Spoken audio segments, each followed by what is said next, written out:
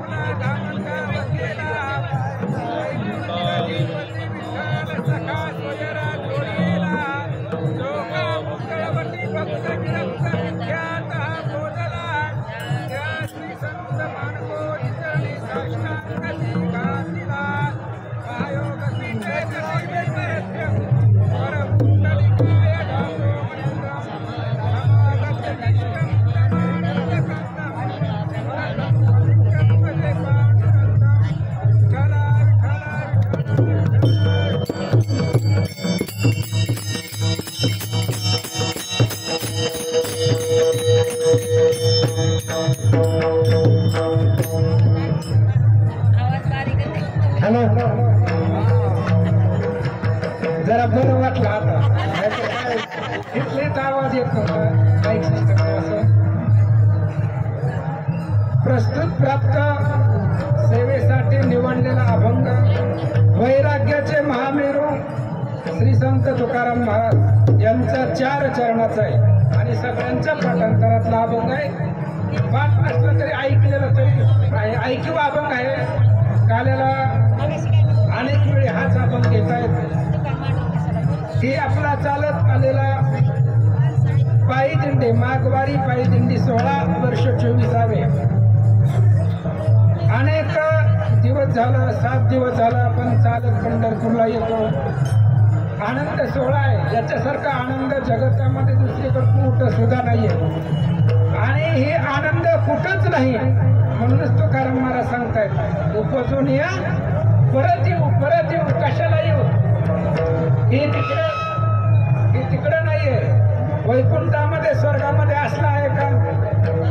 असलं नाही. रात्री महाराज गेले ते स्वर्गामध्ये तिथं त्यांना काय नाही वाटलं पुन्हा खाली आले. इथंच आहे आनंद. कुठं आहे? इथंच आहे. म्हणून वैकुंठी तो ऐसे नाही. वैकुंठामध्ये असलं का आई सुद्धा नाहीये. इथंच आहे त्या ठिकाणी. आणि इथं प्रेम आहे, इथं आनंद आहे, इथं समाधान आहे, इथं सुख आहे. सगळं इथंच आहे. वरी काही सुद्धा नाहीये. आणि मग इथं आहे मग कुठं आहे? तुका म्हणे वाळवंट बरवे तिथं उत्तम. चांगलं आहे, व्यवस्थित आहे आणि उत्तम आहे. सगळ्यामध्ये श्रेष्ठ आहे. असं असणार ही वाळवंट आहे, पंढरपूर आहे. आणि इथं काला करायचं असं तुकाराम महाराज म्हणताय. मग काला करण्यासाठी सगळे आपण एकत्र आलेले होते. आता काला खायचा आणि निघायचं एवढंच राहिलं. फक्त काला खाणं. आणि त्याच्यासाठी आता असं आहे आपण जेवढे 7 दिवस आलो कशासाठी आलो? काल्याचा प्रसाद भक्षण करायचा आहे. तो असणाऱ्या प्रसादाचा आनंद घ्यायचा आहे. आणि त्याच्यासाठी आपण घरदार सोडून सगळं सोडून या ठिकाणी आलो आहोत. विठाला विठाला विठाला.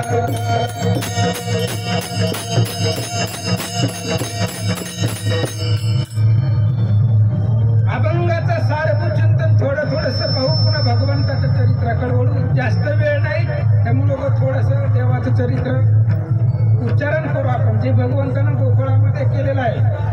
काय सांगतात तुकाराम महाराज अभंगामध्ये? उपजून या पुढे येऊ.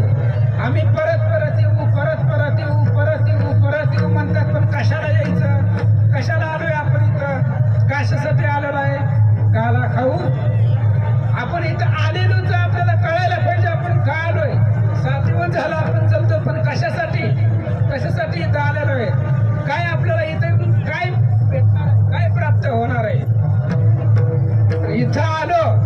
इथं आल्यानंतर ना आपल्याला काल्याचाच प्रसाद सेवन करायचा आहे. जो आनंद आहे ते देवदेकांना सुद्धा भेटत नाहीये. मग इथं येऊन जो आनंद प्राप्त करता आहोत त्याच्यासाठी आपण इथं आलेलो आहोत. आणि इथं येत असताना आपल्याला काय लागलं? येत असताना काय काय लागलं सांगत जावं, बोलत जावं. गाडी लागली, तिकीट लागलं, वाहन लागलं, सगळं लागलं. ती चालत आले, त्यांना काही लागलं नाही, फक्त त्यांचं सुकृत होतं म्हणून ते आले. बहुत सुकृताची जोडी. अनेक जन्माचं पुण्य असतं महाराज. इथं मंडपामध्ये लवकर येत नाहीत लोक, आणि इथं आल्यानंतर ही जी काही काल आहे, हा कालाचा आनंद आपल्याला उपभोगता यावा. कारण ह्याच्यासारखं सुख जगतामध्ये कुठंच नाही. रात्री महाराजांनी सुखाची व्याख्या सांगितली. सुख कुठं आहे? फक्त इथंच सुख आहे. तुका म्हणे माझे ह्याची सर्व सुख, पायीन श्रीमुख आवडीने. त्या भगवंताच्या दर्शनामध्ये सुख आहे, त्या भगवंताला पाहण्यामध्ये सुख आहे, त्या भगवंताच्या भजनामध्ये सुख आहे. भजनामध्येच सुख आहे आणि रामाच्याच भजनामध्ये सुख आहे. दुसरीकडे सुख आहे का कुठं? फक्त भगवंताच्या भजनामध्ये सुख आहे. आपण भजन करत आलो रस्त्यानं भजनच करत आलो ना. मग आपण केलेलं भजन, ह्या भजनाचा परिणाम व्हायला पाहिजे ना इतरांवरती. सगळं आपल्या जे जे संगतीमध्ये आले त्यांच्यावरती परिणाम व्हायला पाहिजे. त्यांना उद्धाराचं साधन भेटायला पाहिजे, त्यांना भक्ती मार्गाला लावायला पाहिजे. भजन केलेल्याचा परिणाम आपल्या संगतीमध्ये जे आहे त्यांच्यावरती व्हायला पाहिजे ना. असं भजन करायचं मला.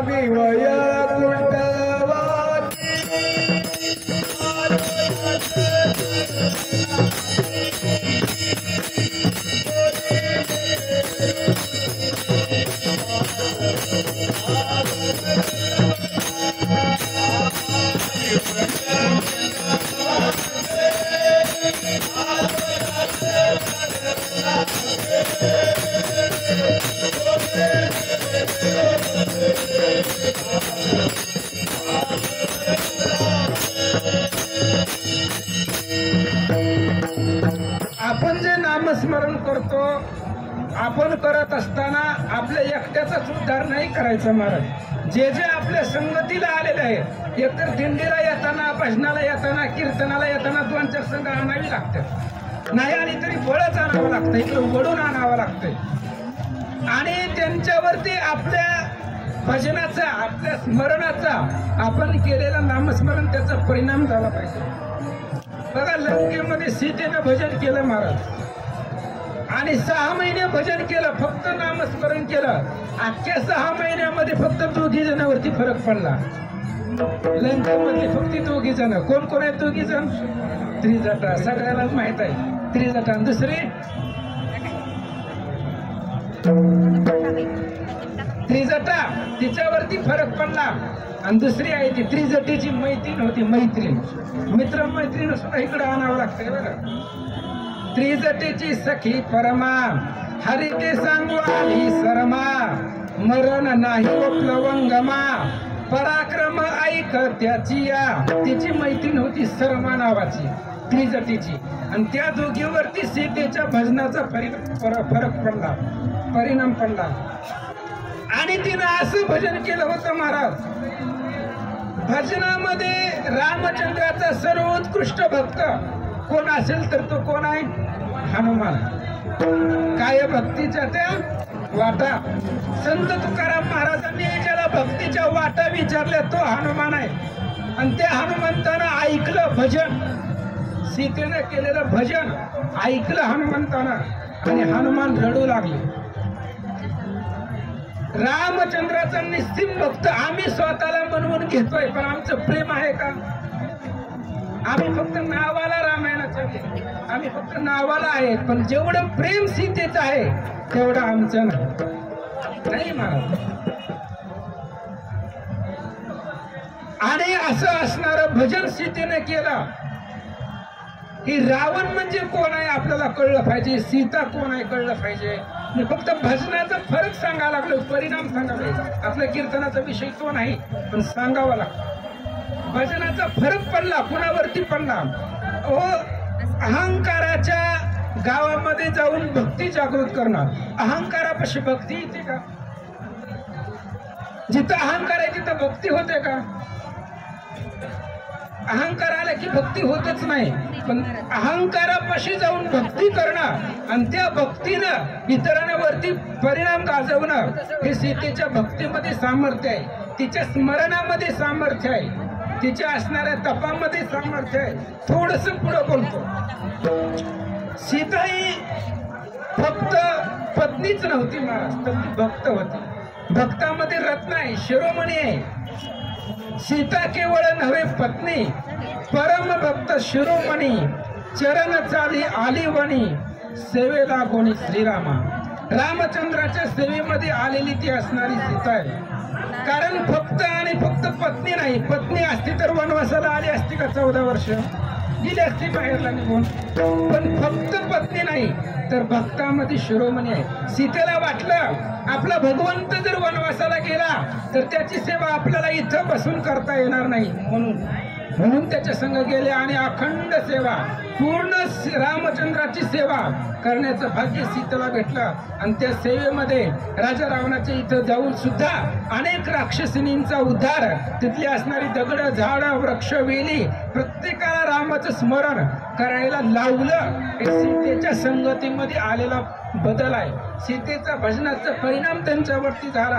अहो माणसावरती होतो पण राक्षसावरती सुद्धा फरक पडला. दगड असतील, झाडं असतील, वृक्ष असतील, वेली असतील यांच्यावरती सुद्धा फरक पडला. आपल्या भजनानं शेजारचं झोपलेलं सुद्धा उठत. राम जय राम जय जय राम, राम जय राम जय राम, राम जय राम जय राम, राम जय राम जय राम, राम जय राम जय जय राम, राम जय राम जय जय राम,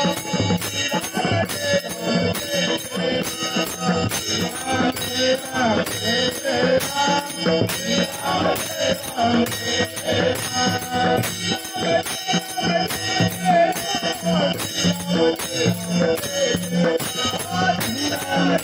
जय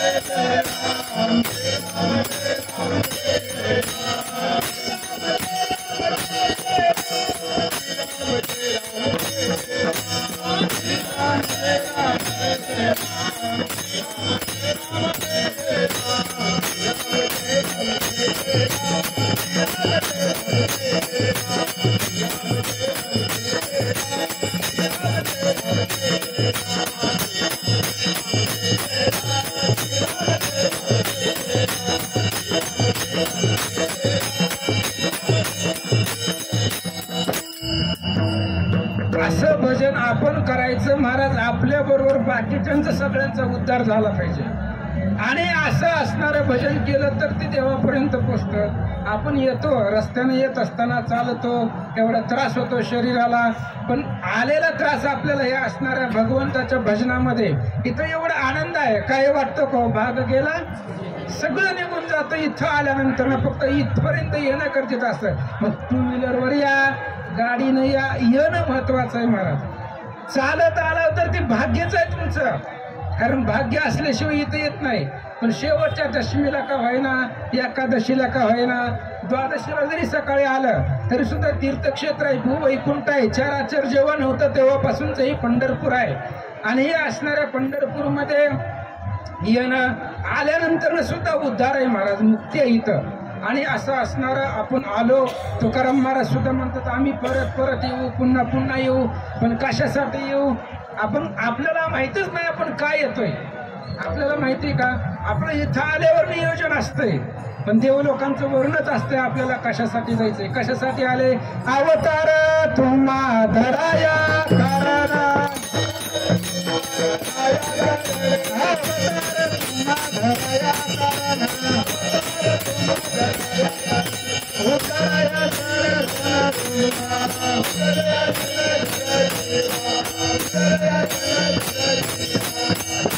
आपल्यासारख्याचा उद्धार करायला भगवान परमा संत लोक येत असतात. आणि संताची भेट झाल्याशिवाय देवाची भेट होत नाही. 2 मिनिटांमध्ये सांगतो महाराज. भजन करा विठ्ठला विठ्ठला.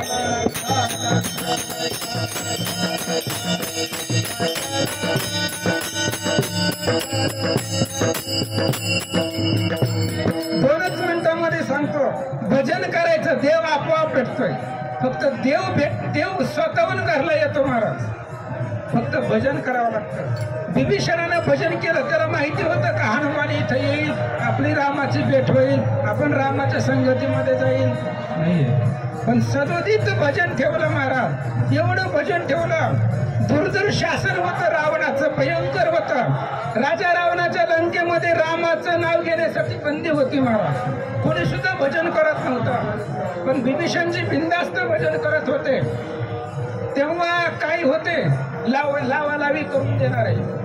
एक जण गेला राजा रावणाकडे, सांगितलं अख्ख्या लंकेमध्ये भजनाला बंदी आहे, रामाच्या नावाला बंदी आहे, आणि तुमचाच भाऊ आहे, आणि स्वतः घरामध्ये सगळ्या भिंतीवर राम राम राम राम राम लिहिलेलं आहे, रामाचं भजन करताय.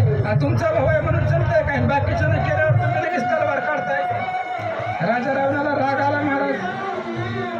माझ्या लंका नगरीमध्ये कोणीच भजन करायचं नाही, आणि असं राजआज्ञा असताना सुद्धा विभीषण कसं काय भजन करताय. म्हणून राजा रावण तलवार काढून गेला विभीषणाच्या घरामध्ये, तडा तडा तडा तडा पाय हात दाबून केला, कारण त्याला भजन आवडत नव्हतं. गेल्यानंतर लगेच बघितलं विभीषणाच्या घरामध्ये प्रत्येक भिंतीवरती विटावरती राम राम राम राम राम राम, प्रत्येक ठिकाणी एका भिंती विटावरती राम, दुसऱ्या विटावरती प्रत्येक ठिकाणी राम राम राम राम लिहिलेलं होतं. राजा रावणाला भयंकर राग आला. रावणानं बोलवलं, विभीषणा इकडे, माझ्या लंकेमध्ये रामाचं भजन करायचं नाही, बंदी असताना सुद्धा तू कस काय भजन करायला, कस काय प्रत्येक घरावरती, अरे मी बांधून दिलेलं घर आहे, ती माझं घर आहे ते, आणि हे असणाऱ्या घरामध्ये तू रामाचं नाव कस काय लिहिलंय. विभीषणजी आले, म्हणले दादा कसं आहे, म्हणले विटेवरती राम राम राम लिहिलेला आहे, एका विटेवरती र लिहिलेला आहे, रा लिहिलेला आहे, दुसऱ्या विटेवरती म लिहिलेला आहे. ते असं आहे, त्याचा अर्थ तुम्हाला कळत नाही. त्याचा अर्थ असा आहे, राम म्हणजे रावण आणि म म्हणजे मंदोदरी. तुमच्या नवरा बायकोची नावं लिहिलेत, म्हणले मी त्यांचं कुठं भजन करायला. कार्य काही असू द्या, कारण काही असू द्या, भजन फक्त रामाचं पाहिजे. आता पटवून दिल्यावर कसं पटतो, फक्त पटवून द्यायला पाहिजे होतं. विभीषणाने पटवून दिलं, हार घालून निघून गेला रावण, पण विभीषणाचं भजन मोडलं का. आणि याच भजनाच्या सामर्थ्यावरती हनुमान आले आणि रामाची भेट घडवून दिली. मी फक्त सांगतोय, भजन करायचं, आपल्याला देव घरी येतोय. रात्री महाराजांनी सांगितलं प्रत्येक संताकडे देव गेले, मग आपल्याकडे काय येत नाही, आपण काय वैरी आहेत काय. अपराधी निरापराधी श्रीराम पाहे समान बुद्धी. रामचंद्राचा वैरी जगामध्ये कोणीच नाही, वैर्याचा सुद्धा उद्धार होतो. मग आपण तर 7 दिवस झालं त्याच्या भजनामध्ये चालतोय, आपला का उद्धार होणार नाही, निश्चितच होतो.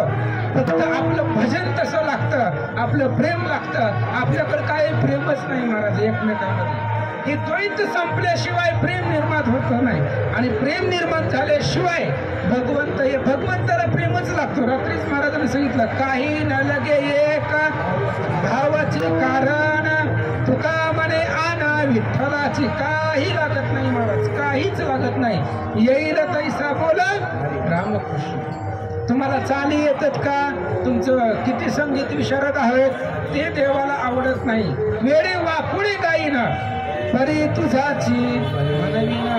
कसंही भजन करा, फक्त भजन करणं हेच उद्धाराचं साधन आहे महाराज. कारण कलियुगामध्ये फक्त राम नामच श्रेष्ठ आहे, रामकृष्ण हरी, दुसरा मंत्र नाहीच. आणि असं असणारं भजन करा. ते भजन करण्यासाठी तुकाराम महाराज आम्ही परत परत परत परत येऊ म्हणतो. आता आपण का आलोय आपल्याला माहितीच नाही, का आलोय आपण कशासाठी आलोय. आता इथं आलो काला खायला, मी तर काला खायला चाललोय, कारण वैकुंठी तू आईस नाही, वैकुंठामध्ये असं काहीच नाही. म्हणून नामदेव महाराज म्हणतात, वैकुंठाशी आंबा नको धाडू हरी, वासदे पंढरी सर्व काळा. वैकुंठीशी जाऊन काय बा करावे, उगेच बैसावे मौन रूप. म्हणून आम्हाला वैकुंठाला नको. इथं पंढरपूरमध्ये वासदे, इथं संत मिळाय, इथं भक्त मिळाय, इथं नामस्मरणाचा गजर आहे, इथं भजनाचा आनंद आहे, आणि इथंच सुख आहे. आणि हाच काला खाण्यासाठी आम्ही परत परत जन्माला येऊ. अभंगाचं पहिलं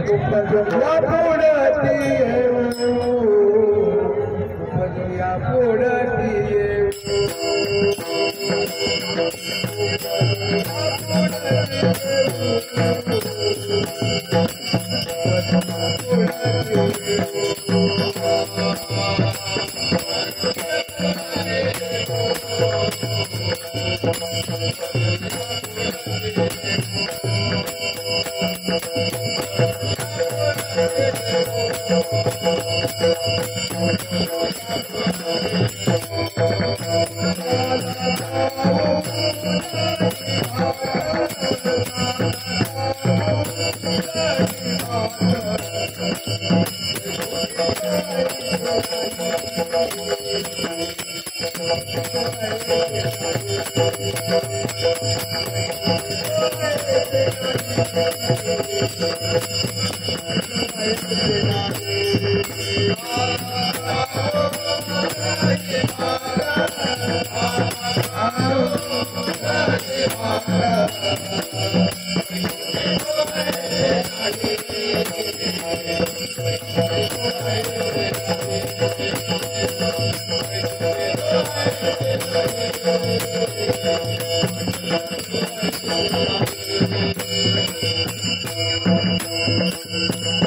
महाराज सांगतायत परत परत जन्माला येऊ. बरं जन्माला येणं तरी सोपं आहे का?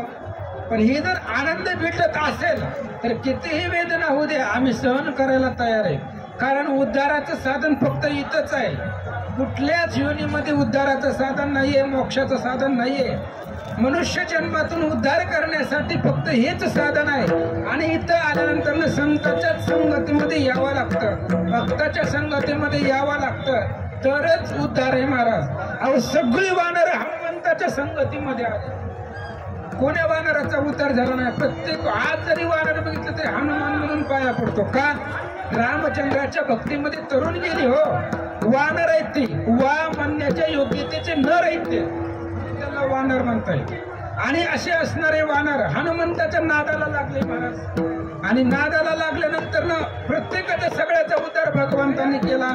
उद्धार केला म्हणजे काय केला? परत परत जन्मायचं, परत परत मारायचं संपवलं. कशामुळे संपवलं? फक्त हनुमंताच्या संग गेली, काही केलं नाही त्यांनी. जिकडे हनुमान जाईल तिकडे गेले, जे हनुमान करेल ते करू लागले. त्याच्यामुळे जन्म मरणाच्या ह्याच्यामधून ते तरुण गेले. हो जन्म मरणाच्या आवर्ती बुडत होतो मारुती, ते तुवा लावणी श्रीराम भक्ती, वानर पंक्ती उद्धरिल्या शक्तीतला देह महाराज. दुसरा आपण बघितलं, शक्तीचा प्रयत्न केला पण नाही सापडला. शक्तिमधली ओवी आहे, खूप सुंदर आहे महाराज. रामायण ग्रंथ फक्त बघा एकदा तिथपर्यंत. सगळ्या वानराच्या संगतीमध्ये, हनुमंताच्या संगतीमध्ये वानरांचा उद्धार झाला. आणि म्हणून तुकाराम महाराज सांगतायत ही काय जन्म मरण आहे. ह्या जन्म मरणामधून मुक्त होण्यासाठी इथं येऊ, इथला काला खाऊ, आणि इथला काला खाल्ला की मग आम्ही त्या ठिकाणून जन्म मरणाच्या ह्या असणाऱ्या फेऱ्यामधून, भवसागरामधून, भवनदीमधून आम्ही तरुण जाऊ आणि मग आमचा उद्धार होऊ. याच्यासाठी हे सगळं करण्यासाठी आपल्याला निश्चितपणानं शुद्ध अंतकरणानं भजनच करावं लागतं. कारण भजनाशिवाय पर्याय नाही. भजनाशिवाय नामस्मरणच नाही. भजनाशिवाय कुठल्याच प्रकारचं उद्धाराचं साधन नाही. आणि भजनामध्ये उद्धाराचं साधन आहे म्हणून सदोदित भजन करायचं. असो अभंगाचा भावार्थ आपण थोडक्यामध्ये पाहिला. आता थोडंसं भगवान श्रीकृष्णाच्या चरित्राकडे येऊ. आता अथांग भगवंताचं चरित्र आहे महाराज. आता एवढं आपल्याला सांगणं होत नाही आता. त्यामुळे भगवान श्रीकृष्णांचा जन्म झाला, गोकुळामध्ये आले, लहानाचे मोठे मोठे झाले, मोठे जाऊन रानामध्ये गाई करण्यासाठी गेले. विठ्ठल विठ्ठल.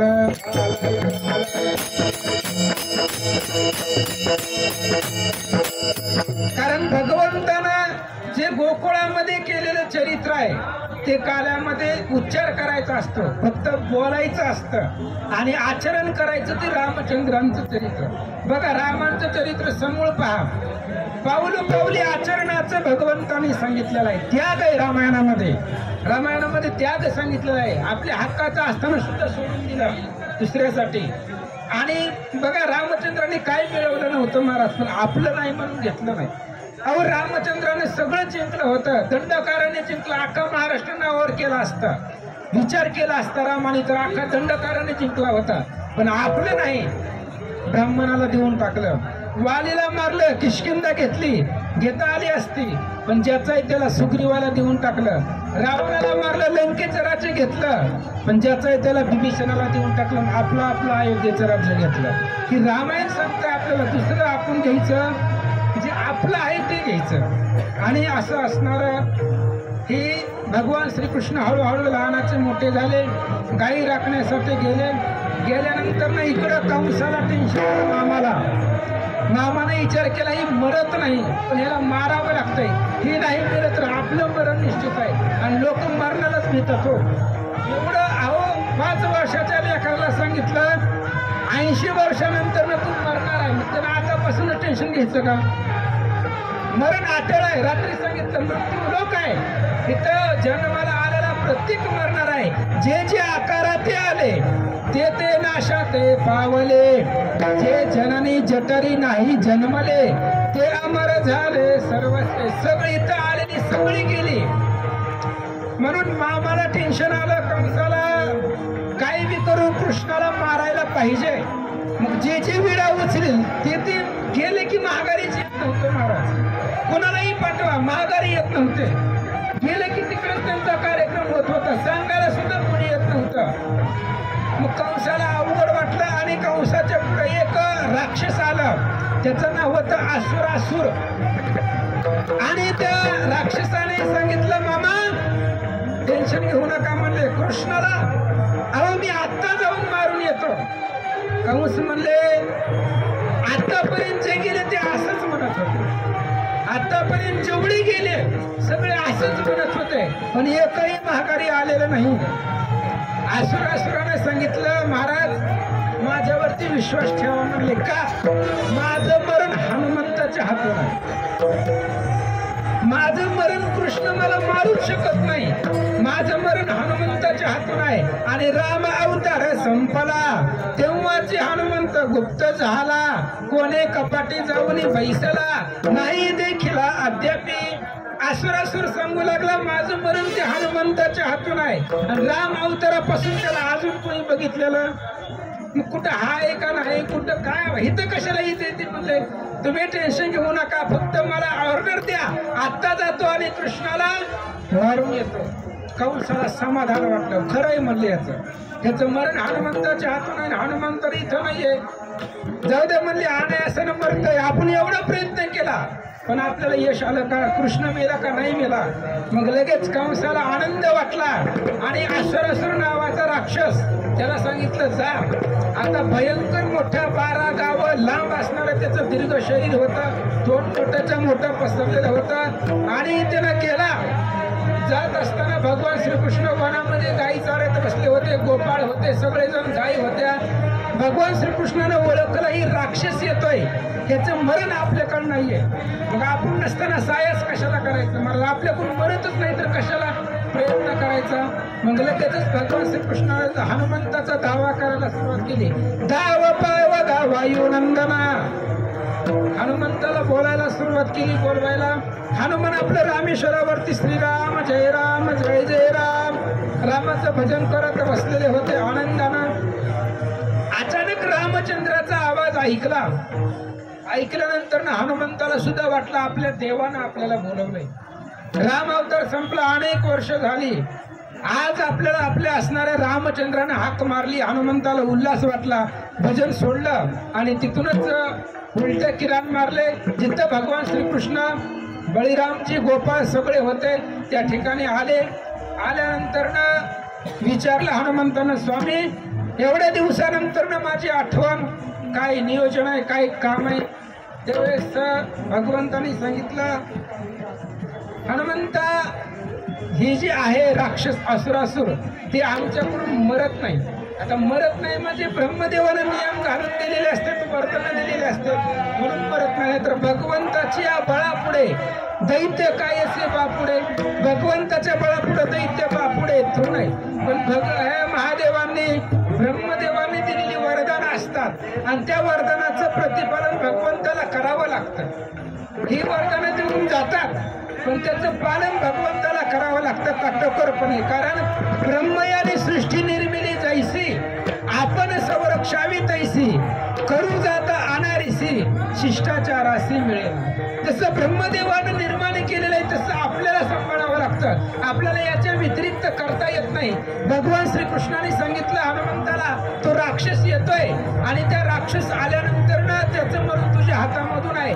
राक्षस आल्याबरोबर हनुमंत समोर होते, हनुमंतानं त्याला मारून टाकलं. पण हनुमान परत भगवान श्रीकृष्णाकडे आले, म्हटले देवा खूप दिवस झालं दर्शन नाहीये, तुमचं जे राम स्वरूप आहे त्या राम स्वरूपाचं दर्शन नाहीये. मग हनुमंताची इच्छा पूर्ततेसाठी भगवान श्रीकृष्ण आणि बळीरामजीनं आपला वेश बदलला आणि राम आणि कृष्ण यांचं असणारं स्वरूप धारण केलं आणि हनुमंताला रामचंद्राचं दर्शन दिलं. असं असणारं भगवंताचं चरित्र आहे. आणि हे भगवंताचं चरित्र आपल्याला इथंच ऐकायला भेटतं. घरी गेल्यावर कोण सांगणार आहे, कोण ऐकायला तयार आहे? कोणी सुद्धा नाही. त्यामुळे इथंच भगवंताचं चरित्र ऐकायचं, इथंच आनंद घ्यायचा, इथंच भजन करायचं. भजन प्रत्येक ठिकाणी करायचं, सदोदित करायचं. कारण भजन हे अंतःकरणापासून करायचं असतं. मनातून केलं जातं ते भजन आणि शरीराने केला जातो तो संसार. रात्रीच महाराजांनी सांगितलं मनापासून भजन करायचं. भजन करायला मनच लागतं आणि मनाला आवड घालावी लागते. मने मनाते आवरावे, मने मनाते निग्रहावे. मनानेच मनाला आवड घालावा लागतो. मनाला दुसरं कोणी कुठल्याही डॉक्टरकडे जावा, मनावरती औषध नाही. मनावरती औषध नाही म्हणून मनाला फक्त मनानेच सांभाळायचं आणि मनाने इथं यायचं असतं. आपलं शरीर कुठेही राहू द्या, कुठेही राहू द्या. दिवसभर कामामध्ये जरी असलं तरी अंतःकरणामध्ये रामच पाहिजे. आम्हाला दुसरं काही काम नसतं महाराज. दिवसभर जरी काम करत असलो तरी आज रामायणामध्ये कोणता आहे, काय विषय आहे, काय कथा आहे, दुसरं काय सुद्धा नाही महाराज. आणि काय कथा आहे त्याचं चिंतन करायचं. आज रामायणामध्ये काय आहे, रात्री काय झाला विषय, रात्री कथा काय निघाली त्याचं चिंतन करायचं. आज महाराजांनी काय सांगितलं त्याचं चिंतन करायचं. हे चिंतन करायचं, भगवंताचं स्मरण करायचं. याच्यानंच आपला उद्धार आहे. अहो भजनाचा एवढा फरक आहे. 2 मिनिटांमध्ये सांगतो. आपले असणारे गुरुवर्य श्री संत मानकोजी महाराज बोधले त्यांच्या जीवनातील थोडासा चरित्र सांगतो. म्हणजे भजनाचा फरक आपल्या लक्षामध्ये येतो. भजनामध्ये काय काय होतं, कीर्तनामध्ये भजनामध्ये आल्यानंतर ना काय होतं. मानकोजी महाराजांचं कीर्तन चालू होतं धामणगावमध्ये. धामणगावमध्ये कीर्तन चालू असताना राळे राष्ट्रामधील काही भाविक भक्त जी येत नसतात पण चुकून चालली होती. महाराज लोकांच्या चुका काढायला चालली होती आणि गेली जात असताना 4 जण होते. एकाला साप चावला रस्त्यामध्येच. साप चावला, किती मेला. मग बाकीची तिघं म्हणली कीर्तनाच्या बाहेर मेले असं दाखवायचं. मग त्याला तसं उचलून आणलं आणि असणाऱ्या खांबाला टिकून बसवलं. काही झालं तरी कीर्तनाच्या बाहेर काही झालेलं नाही असं दाखवायचं होतं. मग 3-4 जण त्याला घेऊन आले. ती बाहेरच मेलेलं होतं. कीर्तनामध्ये मरायचं सामर्थ्य तिथं येतच नाही. बाहेर न जातो पण इथं येत नाही. त्याच्यामुळं मग ती बाहेर मेलेलं होतं. सापावरती पाय पडलेला होता. साप चावला, ती मेलं. लोकांनी उचलून त्याला कीर्तनामध्ये आणलं. कीर्तन मानकोजी महाराजांचं चालू होतं आणि मानकोजी महाराजांनी सुरुवात केली विठ्ठला विठ्ठला विठ्ठला.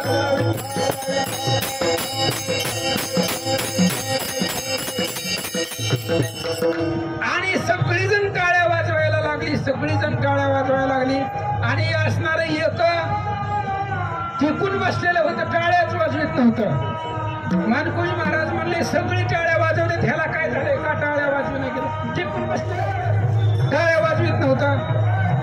मग मानकोजी महाराज त्याच्या जवळ गेले. गेल्यानंतर सांगितलं बाबा माणसाचा जन्म भेटत नाही. आता महाराजांना काय माहिती, बाकीच्यांना माहित होतं 3-4 नाही मेलेला इथे. मानकोजी महाराज म्हणले बाबा नाम फुकाचं आहे, फुकाचं आहे, फुकटच आहे.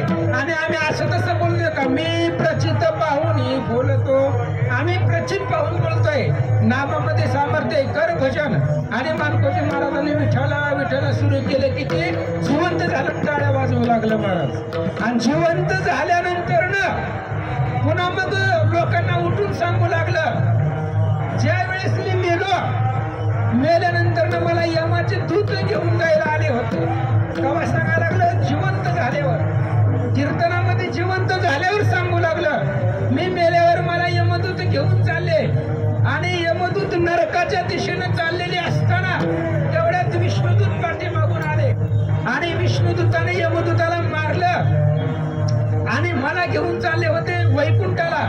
तेवढ्या वेळामध्ये इथं मानकोजी महाराजांच्या भजनामध्ये नाम गजरानं मी त्या ठिकाणी लगेचच परत माघारी इथं कीर्तनामध्ये आलो. म्हणजे मेल्यानंतर तो कुठं जात होता, काय करत होता, कीर्तनामध्ये भजनामध्ये जिवंत झाला आणि तो लोकांना सांगू लागला. एवढं सामर्थ्य या भजनाचं आहे, या कीर्तनाचं आहे. फक्त आपला भाव तेवढा पोचत नाहीये, तेवढा आपला भाव तिथपर्यंत जात नाही, म्हणून आपल्या लक्षामध्ये येत नाहीये. असं असणारा तुकाराम महाराज आता जन्माला येणं तरी सोपं आहे का? खूप अवघड आहे.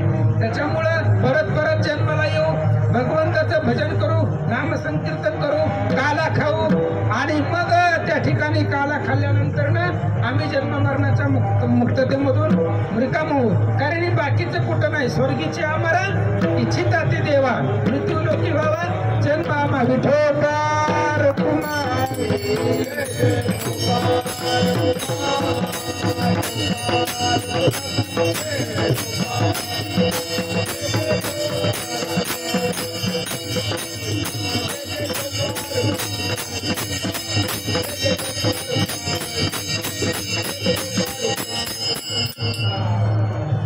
उपसोनिया पुढती येऊ, काला खाऊ दही भात, वैकुंठ तो ऐसे नाही कवळ काही काल्याचे. काल्याचं कीर्तन आहे, भगवंताचं चरित्र सांगावं लागतं, पण सगळ्यांनाच माहित आहे. मी काय वेगळं सांगणार आहे का? जे आजपर्यंत महाराज लोक सांगत आले तेच सांगणार आहे. पण भगवंताच्या श्रीकृष्णाचं चरित्राचं सगळ्याला माहित आहे. भजन केलेल्याचा परिणाम, भजन केलेल्याचं सामर्थ्य, भजनाची ताकद, नामस्मरणाचं महिमा थोडंसं सांगावं म्हणून त्या ठिकाणी मी विषयाचं थोडंसं बाजूला जातोय. कारण काल्याचं कीर्तन म्हणलं की देवाचं, भगवंताचं चरित्र सांगावं लागतं. काल्याच्या कीर्तनामध्ये दुसरं काही चालत नाही. पण काल्याच्या कीर्तनाला लोक येण्यासाठी त्या भजनामध्ये किती ताकद आहे, त्या नामस्मरणामध्ये किती सामर्थ्य आहे, हे आधी श्रोत्यांना कळायला पाहिजे. काय ताकद आहे भगवंताच्या नावामध्ये? अहो एवढी ताकद आहे. मी प्रवचनाला आलो होतो तेव्हा सुद्धा बोललो होतो, आपण जर इथं आलो तर इथं आल्यानंतर ना यमाच्या लिस्टमध्ये आपली सगळी पानं कोरडी राहतात. आपण कर्मनिर्मुक्त होतो. आपण केलेलं पाप असेल, पुण्य असेल, सगळं सगळं फिटतं इथं आल्यानंतर ना, आणि यमाची डायरी कोरडीच राहते. हो, ही मरणाचं महिमान आहे. भगवंताच्या भजनामध्ये ताकद आहे, एवढं सामर्थ्य आहे. त्याच्यामुळं इथे येऊन भगवंताचं भजन करणं, कुठेही करा पण भगवंताचं भजन, नामस्मरण आणि अखंडित करायचं. कधी कधी नाही करायचं महाराज. सदा नाम घोष करू हरी कथा, सदा नाम घोष करू हरी कथा,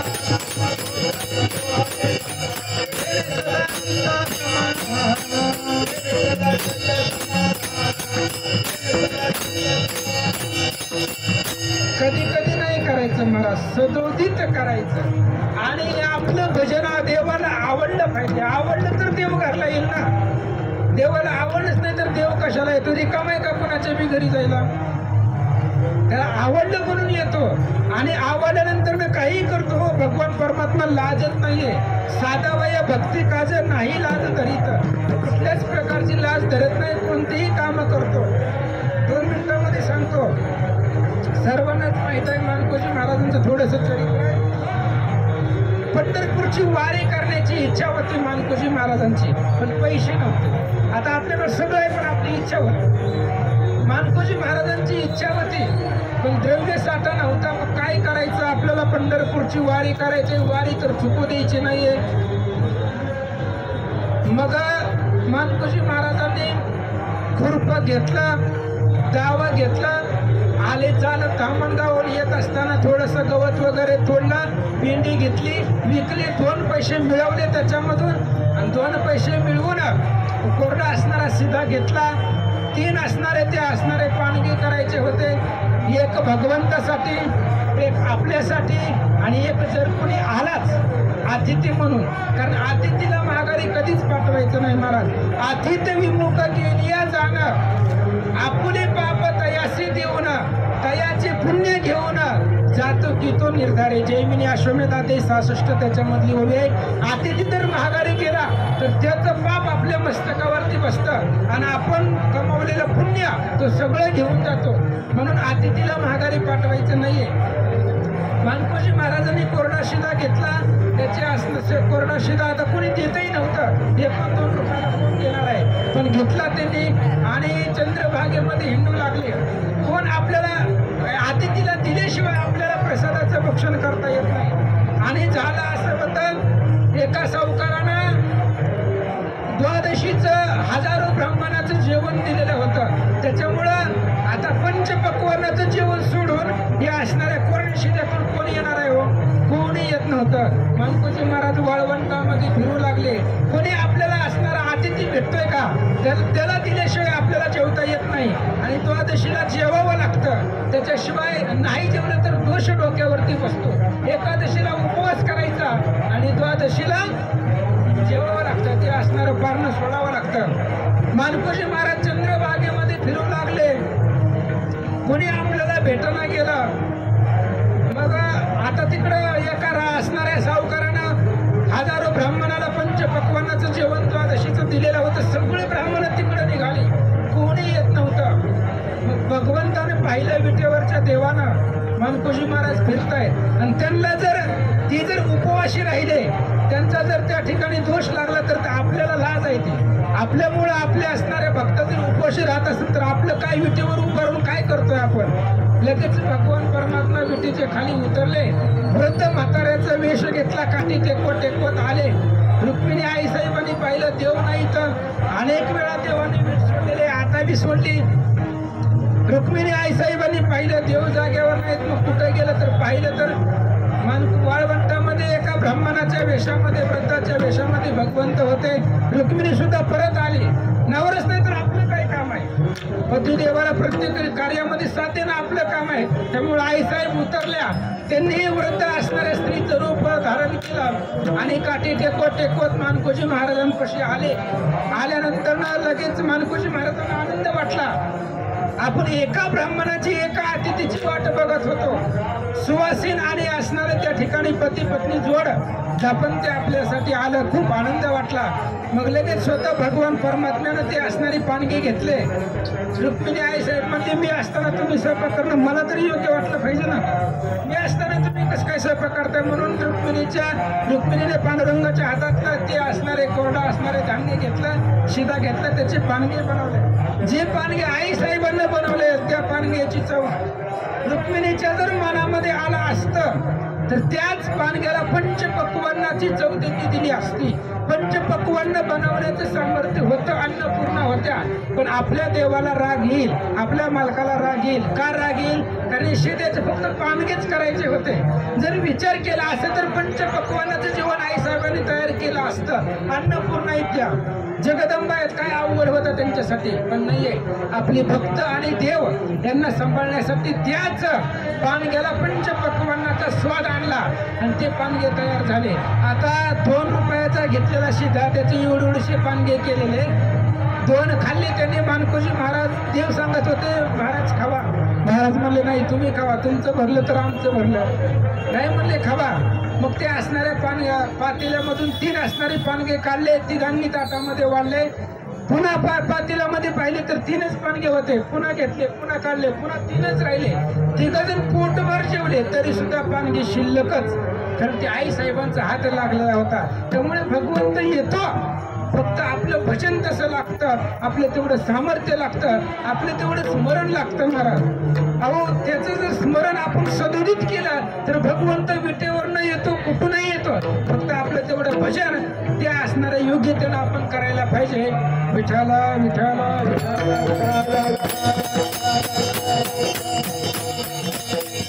ज्ञानेश्वरा माऊली, ज्ञानराज माऊली तुकाराम.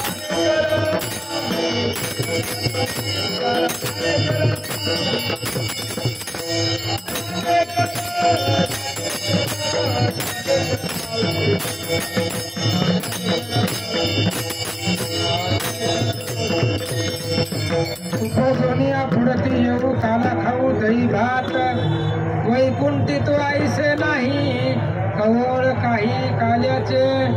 ही सगळा सोहळा आपल्याला इथंच भेटणार आहे, याच पंढरपूरमध्ये, वाळवंटामध्ये, वैकुंठामध्ये. असलं काही सुद्धा नाही. म्हणून तुकाराम महाराज परत परत परत परत परत जन्माला येऊ म्हणतात आणि याच सोहळा आहे, हाच सोहळा आपल्याला उपभोगायचा आहे. एवढेच 7 दिवस असतात महाराज आनंदाचे. पुन्हा घरी गेल्यावर कोणी पंढरपूरला येतं का, जे महिन्याला येतात ते येतात आणि भगवंताचं दर्शन झालं की मुक्ती भेटते. पण आपलं असणारं दर्शन, त्याच्या स्वरूपाचं ज्ञान आपल्याला प्राप्त झालं पाहिजे. देव काय आहे, सगुण निर्गुण, तो अध्यात्माचा विषय, अध्यात्मामध्ये गेल्यावरती कळल. पण आस्था असणारा भगवंताचं दर्शन आपल्याला व्हायला पाहिजे. त्याच्यासाठी आपल्या जीवाचा उद्धार होतो आणि उद्धार करून घेण्यासाठी मोक्षाचं साधन म्हणजे हे आहे, दिंडी, सप्ताह, भजन, कीर्तन, प्रवचन, नामस्मरण, ही उद्धारासाठी साधन आहे आणि याच्यामधून आपल्याला उद्धार करता येईल. म्हणून झालेली सेवा, आता महाराज इथं येऊन बसले त्यामुळं भीती वाटली, म्हणलं आता बस, कारण आपलं तेवढं ज्ञान नाही महाराज, आपलं ज्ञान नाही. पण कसं आहे, उगं थोडंसं चला, चलत चलत नामचिंतन करणं, कीर्तन भजन काय कर, भजन कीर्तन करणं म्हणजे भगवंताचं स्मरण करणं आणि प्रत्येक जन्माला आलेल्या जीवाला भजनाला लावणं हे आपलं कर्तव्य. हे महाराज लोकांचं आहे, काम कुणाचं आहे.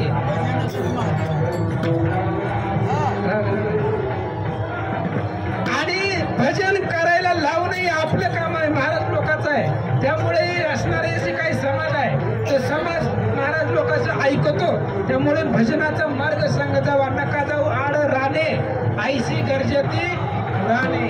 पुराणामध्ये वेदशास्त्रामध्ये सांगितलंय आड रानानं जाऊ नका.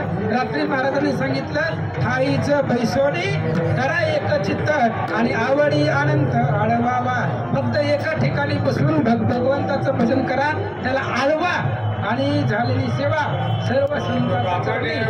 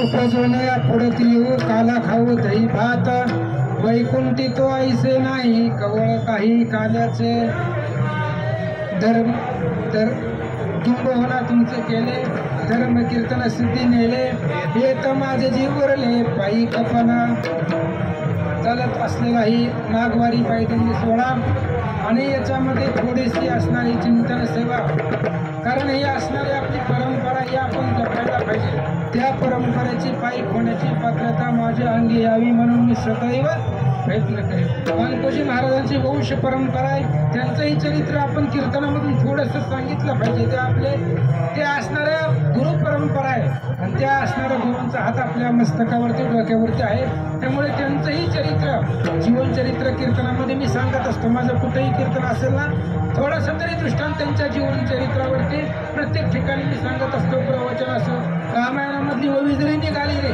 तरी अनुसंधान घेऊन मी त्या ठिकाणी बोलत असतो कारण सांगायला पाहिजे आपल्याला ज्ञानेश्वर महाराज तुकाराम महाराज माहिती आहे की बाकीचे संत सुद्धा कळायला पाहिजेत ना चोखामेळा कोण आहेत वाल्मिकी महाराज कोण आहेत हे आपल्याला माहिती पाहिजे त्यामुळं थोडंसं असणारं काल्याच्या कीर्तनामध्ये बाकीच्याही संतांचं चरित्र थोडंसं सांगितलं जन्माला आलेले ते सार्थक करून घ्यायचं असेल तर सदोदित भगवंताचं भजन करा एवढाच उद्देश या कीर्तनामधून आहे आपला उद्धार नामस्मरणाशिवाय नाही भजनाशिवाय नाही आणि अंतकरणापासून केलेलंच भजन भगवंताला प्राप्त होतं याच असणारा संदेश एवढंच घेऊन जावा आणि उद्यापासून अखंड तुम्ही काही कामधंदा करा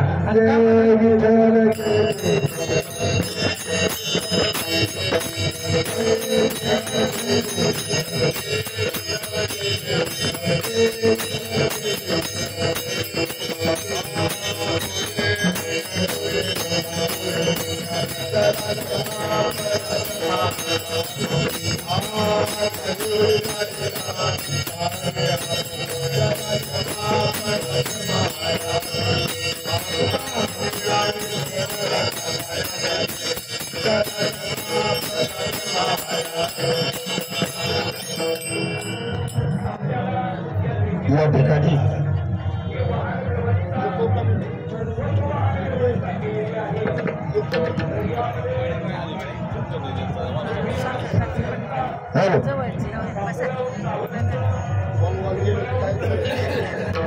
या ठिकाणी आज आपला 24व्या वर्षाचा पायी दिंडी सोहळा माघवारी सौंदर्य ते पंढरपूर संपन्न झालेला आहे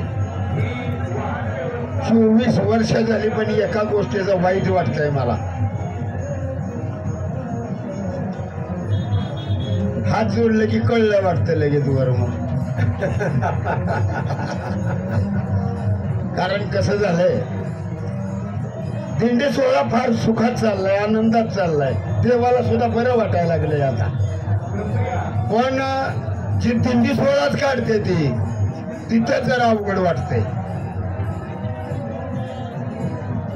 काय झालंय माहिती आहे का आता लग्न सोहळा असतो लग्नात वर महिना पदूर कंबरेला खावायचा आणि बाकीच्या बायाला म्हणायचं की ह्या पदूर आता कसं गोड वाटेल सांगा बरं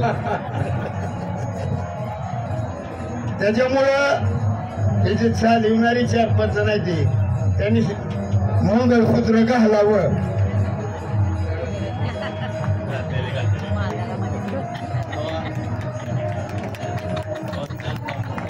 कसं झालंय माहितीये का मला सांगा एवढं आपण राबतो, एवढं भगवंताची सेवा करतो. एखादी मुलगी बघायला गेलं आणि मुलगी बघायला गेल्यानंतर त्या पाहुण्याने सांगितलं की आणा मुलीला बाहेर. आणलं मुलीला बाहेर. मुलगी बघितली, बोला म्हणली फोडा सुपारी काय तुमचं असेल. त्यांनी सांगितलं 5 लाख फोडा, 5 तोळा सोनं, काय मला द्यायचं का घ्यायचं. बाप त्या पुरीचा म्हणला इतकं असतं काय कमी करा. पोरगी म्हणली बाबा काय कमी करू नका, वय म्हणा. अगं पण एवढं वय म्हणा तुम्ही म्हणली, आपल्याला बी काय द्यायचं नाही ना घ्यायचं नाही. असं कसं वय म्हणा. त्या पुरीच्या बापानं पुरीचं ऐकलं, होय म्हणला. पुन्हा पोरगी म्हणली मला 1-2 शब्द बोलायचे तर मी का सांगतो नीट आहे का विनोद न हो, मला 2 शब्द बोलायचे. ती म्हणली बोला. पोरगी बाहेर आली, पाटावर बसली. म्हणली तुम्हाला राग येईल, पोरगी बाहेर येऊन बोलायला लागली. पुन्हा काय होईल तसलं काही मनात आणू नका म्हणली. मला एवढं सांगायचं आहे, तुम्हाला 5 तोळं सोनं काय 5 लाख रुपये काय असेल ते आमचा बाप देईल, तयार आहे. अजून एखादी 4 व्हीलर इनिवा मागायची असली तर मागा, तरी आम्ही द्यायला लावते बापाला. 5 एक इको. पण माझी एक आट आहे. ते म्हणजे काय, तिला वाटलं अजून 2-4 तोळं सोनं त्याच्यातलंच घाला येईल. म्हणली होय म्हणा. ती म्हणली तसं होय म्हणणं काय कोण होय म्हणा. आपण तुला काय सांगायचं होय म्हणा. त्या म्हणले ऐका.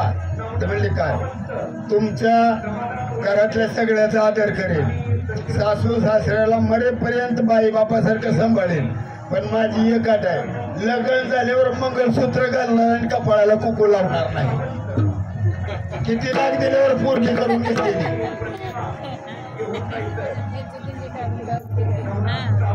जसं पतिव्रतेला मंगळसूत्र आणि कपाळाला कुंकू महत्वाचं आहे, तसं संप्रदायामध्ये ज्याला भक्ती करायची आहे त्याला कळत हे भगवंताचं मंगळसूत्र आणि कपाळाला तुळशी माळ गेला, गोपीचंदन टिळा आणि करवळा वैष्णवाचा.